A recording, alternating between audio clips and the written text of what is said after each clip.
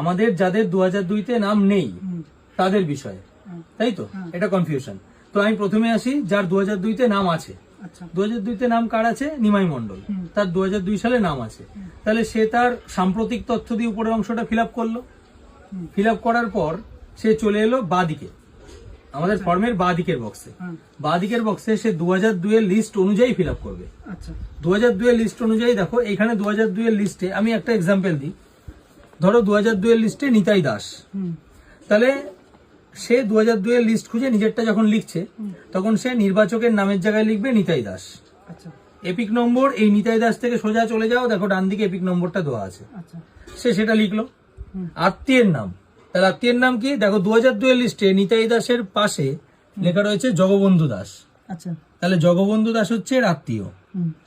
সম্পর্ক দেখো তার আগে লেখা আছে পিতা, তাহলে সম্পর্ক পিতা। জেলা উত্তর 24 পরগনা, রাজ্য পশ্চিমবঙ্গ, বিধানসভা ক্ষেত্রের নাম বারাসাত, বিধানসভা ক্ষেত্রের নম্বর 90, অংশ নম্বর 246, ক্রমিক সংখ্যা নিতাই দাসের বাঁদিকে আছে 232। হয়ে গেল, নিতাই দাসের হয়ে গেল। এইবার ধরো নিতাই দাসের সন্তান, তার তো এখানে অংশটা সে ফিল আপ করেছে, কিন্তু তার 2002 সালে নাম নেই, তাহলে সেই বাঁদিকের বক্সটা কিন্তু ফিল আপ করবে না। ভালো করে বোঝো।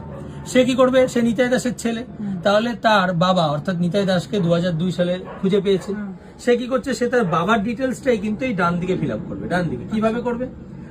এখানে কিন্তু সে ছেলে তার নিজেরটা ফিল আপ করেছে, কিন্তু এই নিচের অংশটাতে সে তার বাবার ডিটেলস করবে, অর্থাৎ এই যে নিতাই দাস লিখবে, এপিক নম্বর এই ডান দিকে যা আছে তাই লিখবে, আত্মীয়ের নাম জগবন্ধু দাস লিখবে।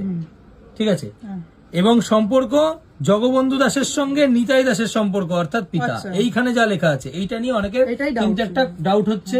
কি ডাউট হচ্ছে? যে আমার নাম যাই হোক না কেন আমার সঙ্গে কি সম্পর্ক আছে সেটা লেখার জায়গা এটা নয়। ঠিক আছে? সেটা লেখার জায়গা এটা নয়। তুমি যাকে খুঁজে পেয়েছো তোমার আত্মীয়দের মধ্যে অর্থাৎ বাবা বা মা বা ঠাকুমা বা ঠাকুরদা, এদের যাদের তুমি ডিটেলসটা এখানে খুঁজে পেয়েছো তার যেটা আত্মীয় সেই আত্মীয়ের নাম এবং সেই আত্মীয়ের সঙ্গে তার যে সম্পর্ক, অর্থাৎ তোমার সঙ্গে কি সম্পর্ক সেটা এখানে আমরা দেখছি না। তোমার সুবিধার্থে তুমি কি করতে পারো? তুমি এখানে যখন তোমার বাবার নামটা লিখছো তার পাশে ব্র্যাকেটে তুমি বাবা লিখে দাও।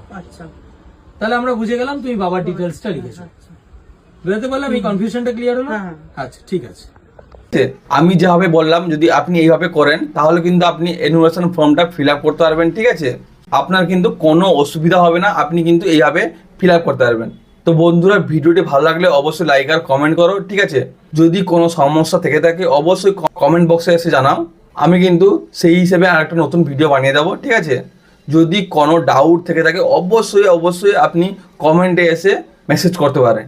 ততক্ষণে জয় হিন্দ, বন্দে মাতরম। দেখা হচ্ছে পরের ভিডিওতে। থ্যাংক ইউ, ধন্যবাদ।